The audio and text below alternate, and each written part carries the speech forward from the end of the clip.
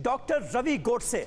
ऐसे में सबसे पहला सवाल जो जहन में आता है, क्योंकि तीसरी लहर को लेकर आशंकाएं तो मन में थीं, लेकिन लोग इसे हल्के में ले रहे थे और कह रहे थे कि ये जो ओमिक्रॉन वेरिएंट है ये ज्यादा असर नहीं डालेगा। कुछ लोगों ने तो ये भी कह दिया कि ये नॉर्मल बुखार की तरह है। लेकिन अब जितनी तेजी से आंकड़े बढ़ते हुए नजर आ रहे हैं और परसेंटेज अगर सीरियस मरीजों का भी निकाला जाए, ऐसे मरीज जिनको हॉस्पिटलाइजेशन की जरूरत पड़ी है, तो वो भी काफी ज्यादा बढ़ता हुआ नजर आ रहा है। ये ट्रेंड क्या बता रहा है सर?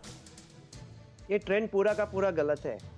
आपके अगर न्यूज में से केसेस के आंकड़े निकाल दिए तो आपके न्यूज में बाकी कुछ बचता नहीं है। बंबई के जो 40,000 आंकड़े आपने बताया है, उसमें से 80% लोगों को कुछ लक्षण है ही नहीं। अभी कभी समझ में आएगा लोगों के, जिनको लक्षण नहीं है उनका टेस्टिंग बंद करो। जो आपका सब है वो फोकस करो जिनको हेल्प चाहिए। ये जो हॉस्पिटलाइजेशन के आंकड़े आप बता रहे हो वो भी पूरी तरह से गलत है। यूएस में ऐसा नहीं, तो डॉक्टर गोडसे, जिन लोगों को सिम्टम्स नहीं है वो टेस्टिंग करा ही कहाँ रहे हैं? अभी बंबई में जो 40,000 केसेस आए थे उसका आंकड़ा देखिए आप। हाँ। दिया ठीक तरह से, उसमें से 80 लोगों को सिम्टम नहीं है ऐसा कहा है, वही बुलेटिन में कहा है। तो 80% लोग 40,000 में से, अगर आप ये सब आंकड़े बता रहे हो, उसमें से जिनको लक्षण नहीं है उन लोगों का नंबर निकाल दिया तो एकदम फुस है, कुछ नहीं है। अमेरिका में 1,16,000 हॉस्पिटलाइजेशन हुए हैं, ठीक है, ओमिक्रॉन के वजह से। और कुछ अस्पताल में 65% लोग ऐसे हैं कि जिनको कुछ लक्षण नहीं थे, वो अस्पताल में दूसरे किसी जगह के लिए थे और उनका टेस्टिंग कर दिया। मैं आपको क्विकली बोल देता हूँ 1 मिनट में। सपोज आपके दिनेश गौतम जी और सुमेरा खान खड़े हैं सीढ़ी पे। सुमेरा खान उनको धक्का देती है दिनेश गौतम जी को, वो पैर में मोच आती है, वो जाते हैं एम्स।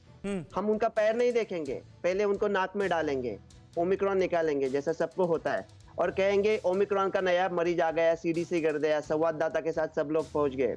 ये जो मरीज अस्पताल में दूसरी वजह से है, उनको रूटीन ओमिक्रॉन टेस्टिंग अमेरिका भी कर रहा है। पागलपंती है।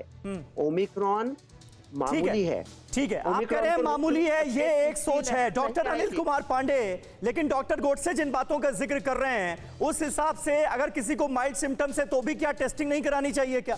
और अगर टेस्टिंग नहीं कराएंगे तो पता कैसे चलेगा कि कोरोना है या नहीं है, ओमिक्रॉन है या नहीं है? ऐसे मरीज को अगर खुद भले ही माइल्ड सिम्टम्स नजर आ रहे हो, लेकिन वो दूसरे को भी तो संक्रमित कर सकता है और उस पर क्या असर होगा ये वो भी नहीं जानता।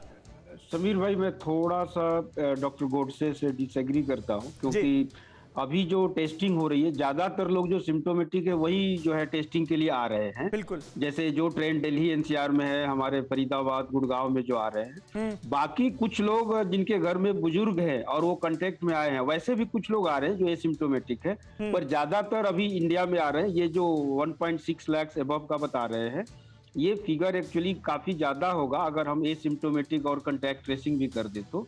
ये जो है, इसमें अभी आज के डेट में majority of the cases are symptomatic. इसमें एसिम्टोमेटिक, हाँ ये जरूर है कि उसमें से माइल्ड है और मैक्सिमम को हॉस्पिटलाइजेशन की जरूरत नहीं है। हम 80 या 90-95% बोल सकते हैं हॉस्पिटलाइजेशन की जरूरत नहीं है।